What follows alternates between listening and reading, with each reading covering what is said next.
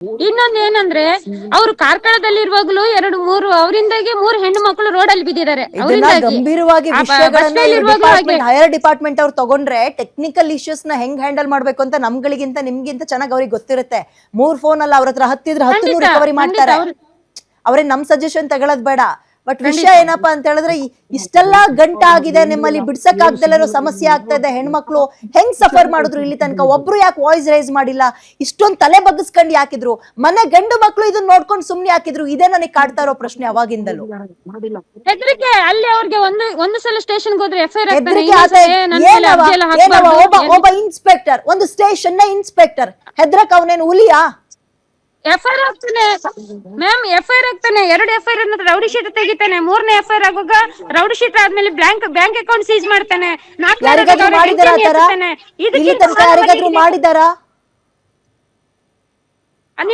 ನಿಮ್ಮ ಚಾನೆಲ್ ಅಲ್ಲಿ ಬಂದು ಕುತ್ಕೊಂಡ ಮೇಡಮ್ ಇದ್ದಾರಲ್ಲ ಅವರನ್ನ ಕೇಳಿ. ಅವರ ಗಂಡನಿಗೆ ಮಾಡಿದ್ರು, ಬ್ಯಾಂಕ್ ಸೀಜ್ ಮಾಡಿದ್ದಾರೆ, ಕಡೆಗೆ ಆ ಹೆಣ್ಣು ಮಗಳನ್ನೇ ಕರೆದಿದಾರಲ್ಲ. ಇಲ್ಲಾಂದ್ರೆ ನಿನ್ ಗಂಡನ್ಗೆ ರೌಡಿ ಶೀಟ್ ಹಾಕ್ತೇನೆ ಅಂದಿದ್ದಾರೆ. ಆಮೇಲೆ ಬ್ಯಾಂಕ್ ಸೀಜ್ ಮಾಡಿದ್ದಾರೆ, ಬ್ಯಾಂಕ್ ಓಪನ್ ಆಗ್ತಿಲ್ಲ, ನಂದು ಅಕೌಂಟ್ ಡೀಟೇಲ್ಸ್ ತಗೊಂಡು ಸೀಜ್ ಮಾಡಿದ್ದಾರೆ. ಇನ್ನೇನ್ ಮಾಡ್ಬೇಕು?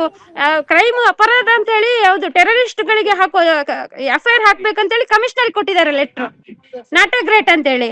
ಅವರು ತನ್ನ ಕರ್ತವ್ಯನ್ನು ದುರುಪಯೋಗ ಮಾಡೋದಲ್ಲದೆ ಅವರ ಲಿಮಿಟ್ ಅನ್ನು ಮೀರಿ, ನಾನಿರೋದು ಕಾರ್ಕಳ, ಅವ್ರು ಇರೋದು ಮೂಡುಬಿದ್ರೆ ಸ್ಟೇಷನ್, ಲಿಮಿಟ್ ಅನ್ನು ಮೀರಿ ನನ್ನ ಕಾರ್ಕಳಕ್ಕೆ ಬರ್ತಾರೆ, ಕಾರ್ಕಳದ ಬ್ಯಾಂಕ್ ಅಲ್ಲಿ ಕೈ ಹಾಕ್ತಾರೆ. ಹಾಗಾದ್ರೆ ನಾವೇನು? ನಾವೊಂದು ಕೃಷಿಕರು, ನಾವು ಬಡವರು, ನಾವು ಹೌಸಿಂಗ್ ಲೋನ್ ಅಲ್ಲಿ ಇದ್ದೀವಿ, ಇವತ್ತಿಗೂ ಎಜುಕೇಶನ್ ಲೋನ್ ಅಲ್ಲಿ ಇದ್ವಿ, ಮಕ್ಳಿಗೆ ಓದಿಸುದು, ನನ್ನ ತಾಯಿಯನ್ನು ಸಾಕ್ಬೇಕು ನಾನು.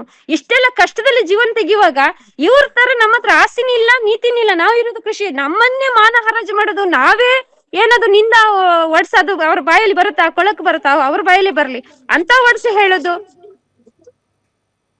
ಎಲ್ಲ ಲೇಡೀಸ್ ಅಂದ್ರೆ ಅವ್ರಿಗೆ ಒಂದು ಹೆಣ್ಣಿನ ಬಗ್ಗೆ ಅವ್ರಿಗೆ ಒಂದು ವ್ಯಾಲ್ಯೂ ಇಲ್ಲ. ಒಂದು ಹೆಣ್ಣು ಅಂದ್ರೆ ಅವ್ರ ತಲೆಯಲ್ಲಿ ಮಂಚಕ್ಕೆ ಬರೋ ಹುಡುಗಿ ಅಂತ. ಅವ್ರ ಹುಡುಗಿಯನ್ನು ನೋಡೋ ದೃಷ್ಟಿನೂ ಬೇರೆ ಇದೆ.